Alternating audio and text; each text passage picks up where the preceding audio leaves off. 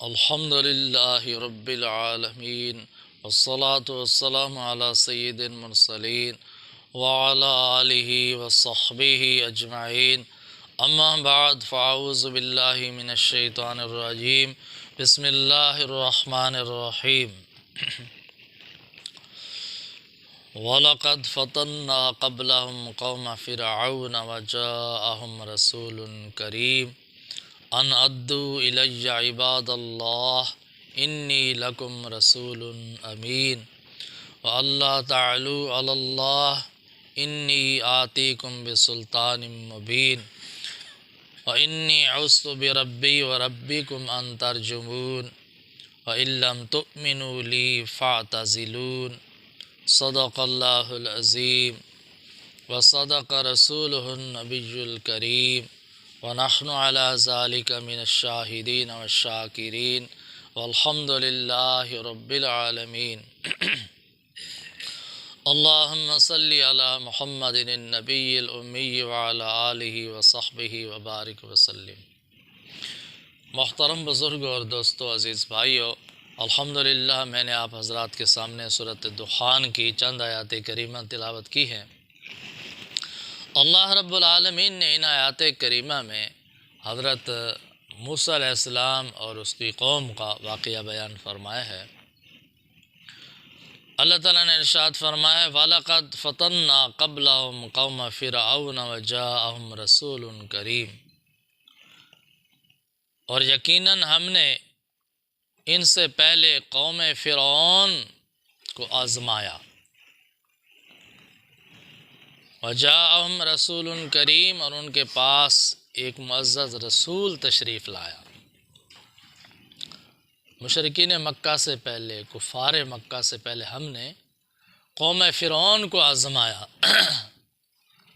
اور ایسی ظالم قوم جس کے ظلم کی کوئی انتہا نہیں تھی، ہم نے ان کے پاس اپنا ایک معزز رسول، کریم رسول مبعوث فرمایا۔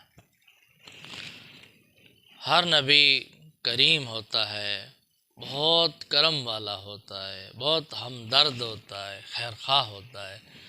تو اللہ تعالیٰ نے موسیٰ علیہ السلام کی صفت بیان فرمائی کہ ہم نے کریم رسول مبعوث فرمایا۔ اللہ تعالیٰ نے رحمت فرمائی، فضل و کرم فرمایا۔ چاہیے تو یہ تھا کہ نافرمان قوم تھی تو ان کو تباہ و برباد کر دیا جاتا، لیکن اللہ نے اس قوم کی ہدایت کے لیے اپنا کریم رسول مبعوث فرما دیا، موسیٰ کلیم اللہ جیسا پیغمبر عطا فرما دیا اللہ۔ ان ادوا الی عباد اللہ، اور انہیں ارشاد فرمایا کہ اللہ کے بندوں کو میرے حوالے کر دو۔ موسیٰ علیہ السلام کی قوم بنی اسرائیل فرعون اور اس کی قوم کی ماتحت تھی، انہوں نے ان کو غلام بنا کر رکھا ہوا تھا، ظلم کر رہے تھے، زیادتیاں کر رہے تھے۔ تو حضرت موسیٰ علیہ السلام نے ارشاد فرمایا کہ یہ اللہ کے بندے ہیں، تیرے بندے نہیں ہیں، اللہ کے بندے ہیں، تم نے ان کو غلام بنا کر رکھا ہوا ہے، ظلم کر رہے ہو، تو اللہ کا حکم ہے کہ اللہ کے بندوں کو میرے حوالے کر دو، میں جانوں، میری قوم جانے، میری قوم کا عمل جانے۔ انی لکم رسول امین، بے شک میں تمہاری طرف رسول امین بن کر آیا ہوں، امانت دار رسول بن کر آیا ہوں، دیانت دار رسول بن کر آیا ہوں۔ جو کہہ رہا ہوں دیانت کے ساتھ کہہ رہا ہوں، اللہ کا پیغام امانت کے ساتھ، دیانت کے ساتھ پہنچا رہا ہوں۔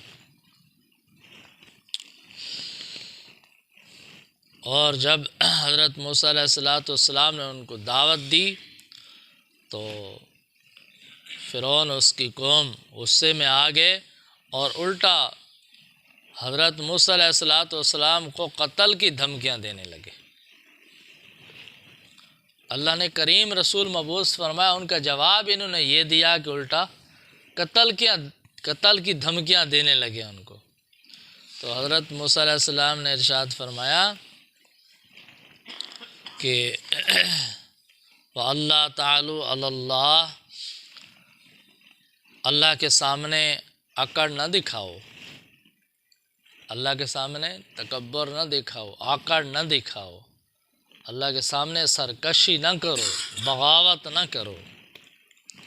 انی آتیکم بسلطان مبین، میں تمہارے ساتھ واضح دلیل لے کر آیا ہوں، میں نے واضح دلیل پیش کی ہے جس کا آپ کے پاس کوئی جواب نہیں تھا، واضح دلائل پیش کر دی ہیں، بالکل کھلے دلائل۔